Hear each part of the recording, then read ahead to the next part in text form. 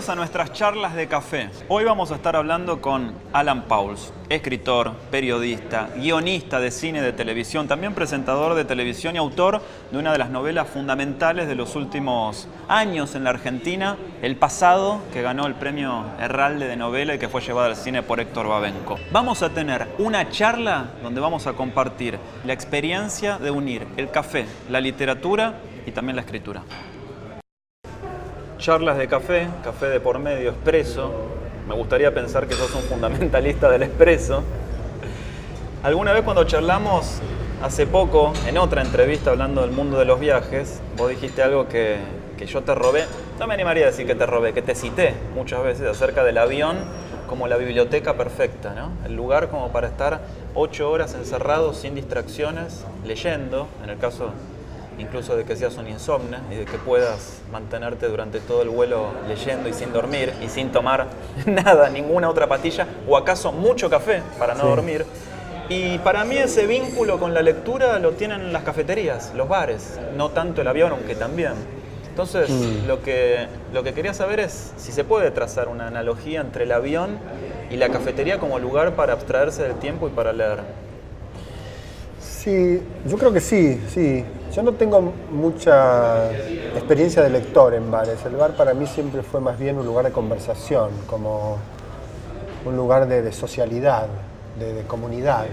De hecho, yo no sé, entre los 15, 16, 17 y los 30, diría, me pasaba como la mitad del tiempo de mi vida en bares.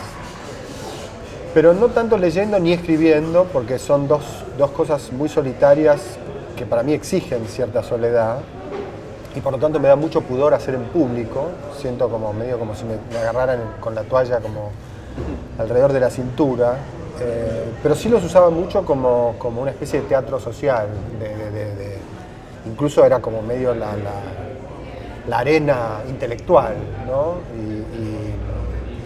Y el café, digamos, el bien café, el producto café, era más una especie de lubricante necesario para la discusión, mucho más que para el foco en algo tan específico, tan puntual como leer.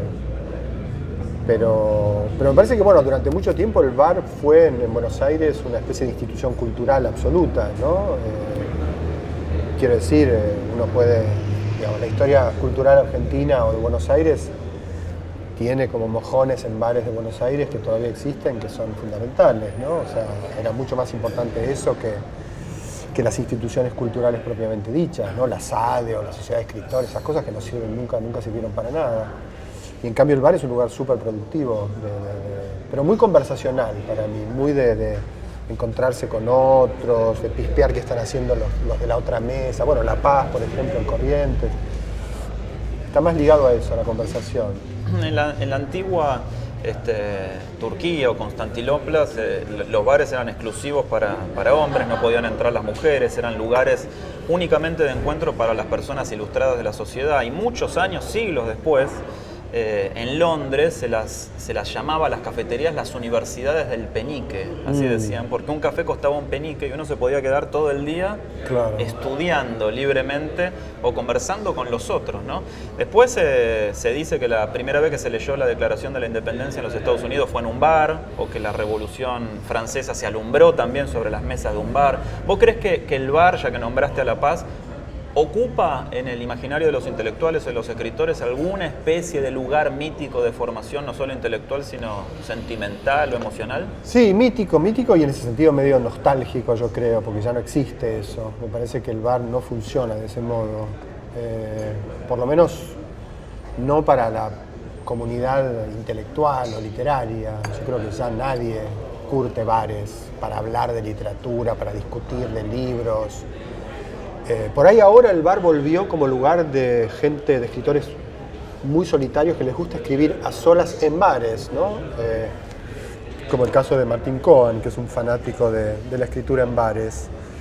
A mí me encantaría poder hacerlo, yo nunca pude. O sea, me acuerdo que como de pendejo, no sé, de 18, 20, cuando estaba muy fascinado con la mitología personal de Hemingway, me parecía que una de las cosas que había que hacer para ser un escritor hecho y derecho era escribir en bares.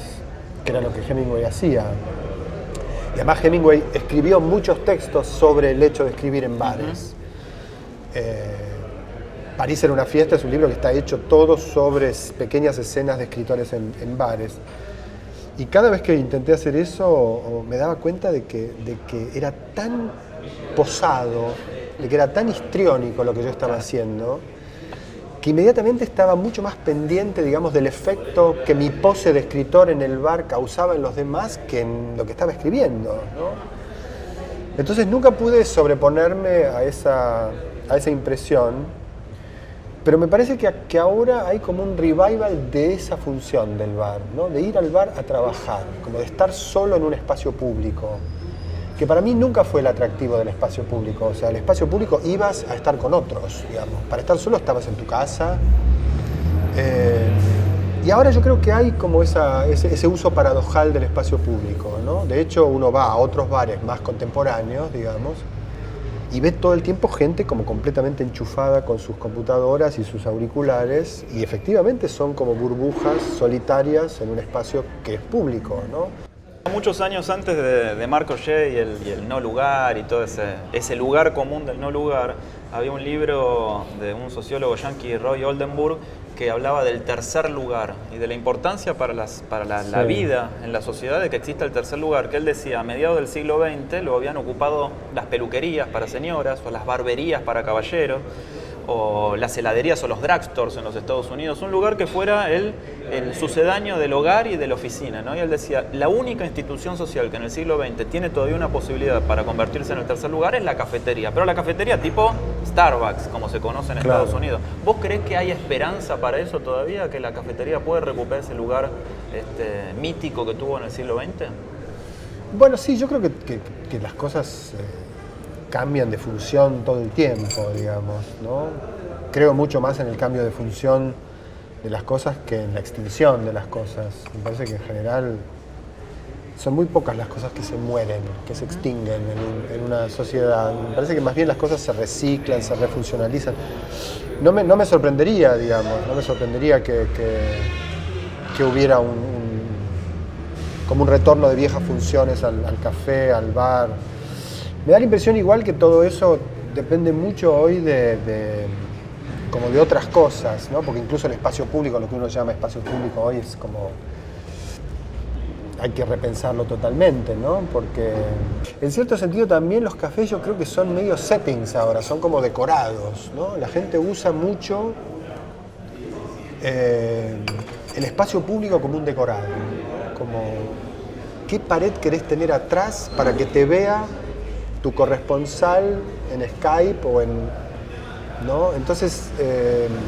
es como un efecto croma, ¿viste? Croma, sí, exactamente, el telón verde o azul que ponen en las grabaciones. Exactamente, así, ¿no? Exactamente. Ahora, hablando de la experiencia íntima entonces, porque vos declarás ser pudoroso para leer o para escribir en lugares públicos, y siendo también que sos tan prolífico y tan productivo y que escribís tanto, ¿cuál es el vínculo que ocupa el café en esa rutina del día? Porque yo he notado, aún siendo muy fanático del café, que lo que tiene el café, a diferencia del té, es que no es aguantador. Un café, ¿cuánto lo tomamos? Sí. En 2 minutos. Sí. Y a lo mejor uno necesita una compañía para estar escribiendo durante todo el día. Ese es el motivo por el cual muchos prefieren el mate, ¿no? Claro. ¿Cuál es tu vínculo entonces entre la escritura, las largas horas de autoexilio creativo y el café? Yo creo que dejé de pensar en que para escribir yo necesitaba compañías. Ya fuera el cigarrillo, ya fuera el café, las drogas, música inclusive. O sea que durante mucho tiempo me dediqué, me parece, como a diseñar la escena del escribir como una escena completamente autárquica, casi como una especie de artista del ayuno, digamos. No necesitar nada. Nada. Sí, nada. Aséptica y ascética. Sí, porque me parecía que los dos vicios que yo tenía como de compañía para escribir, que habían sido durante mucho tiempo el cigarrillo y el café, se me habían vuelto completamente desagradables, ¿no?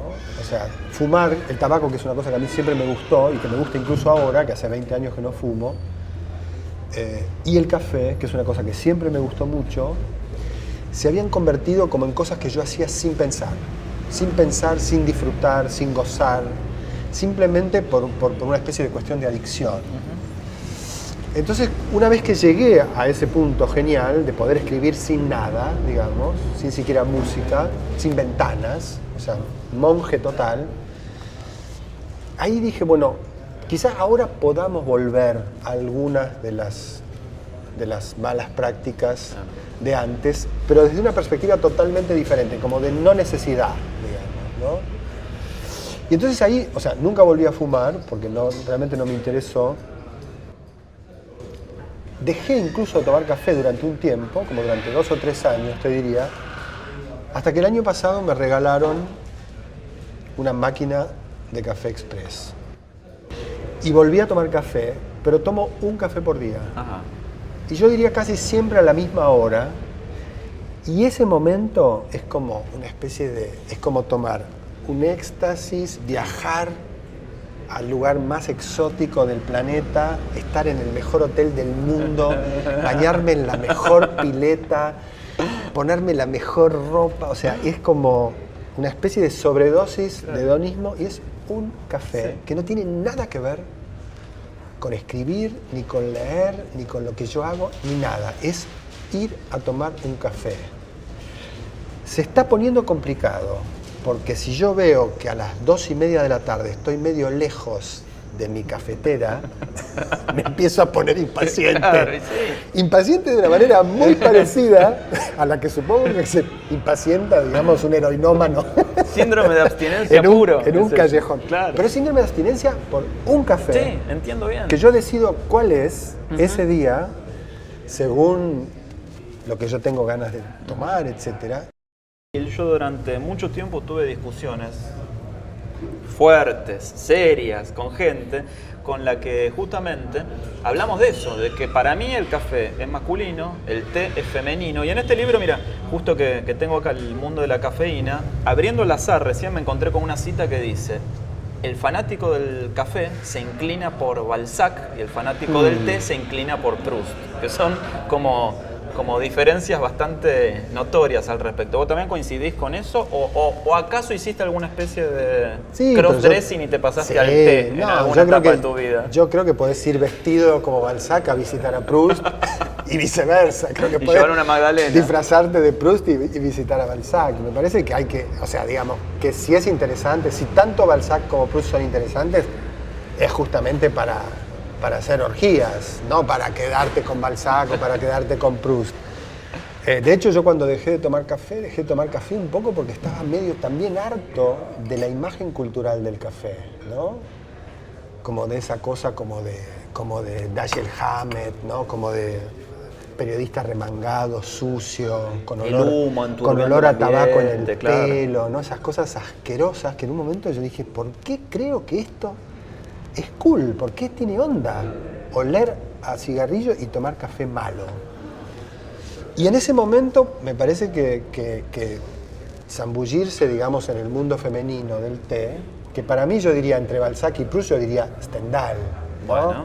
Tercer lugar, vos decías, bueno, podríamos pensar que también la literatura tiene terceros lugares. Y en rojo y negro aparece el café Tortoni. Bueno, ¿ah, sí? Sí, el café serio? Tortoni de París. Ah, mirá. Que fue la inspiración del Tortoni de acá. Así que mira como todo Bueno, cierra. no, es genial. O sea, para mí Stendhal es exactamente eso, digamos. Es alguien que tenía como esa especie de delirio maniático social de Balzac y a la vez una especie de sensibilidad absolutamente extrema y abstracta como la de Proust, ¿no? Pero empecé a tomar té un poco para explorar esa idea, ¿no? A ver, ¿hay alguna otra imagen posible para mí que no sea esta imagen del bebedor de café impenitente que encaje, digamos, con las ideas que yo tengo sobre escribir y la literatura y todo eso?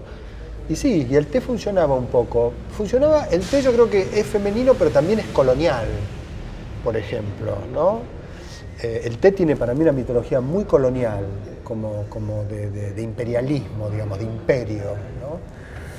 Y ahí yo creo que hay como una especie de ADN medio viriloide que se mezcla en las hebras femeninas del té.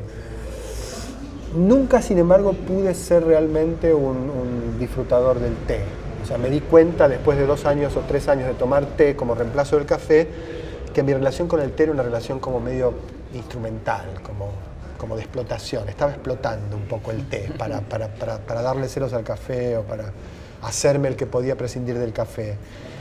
En disidencia contra el café americano, yo diría que el espresso es la medida exacta de la felicidad. No sé si compartís. Total, Así que, total. ¿Se puede brindar salud. con café? Yo creo que sí.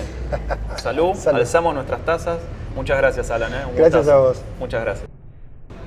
Hoy hablamos con Alan Pauls, que nos contó acerca de la íntima y particular cruza entre lectura, escritura y un buen espresso. Los esperamos en la próxima Charlas de Café.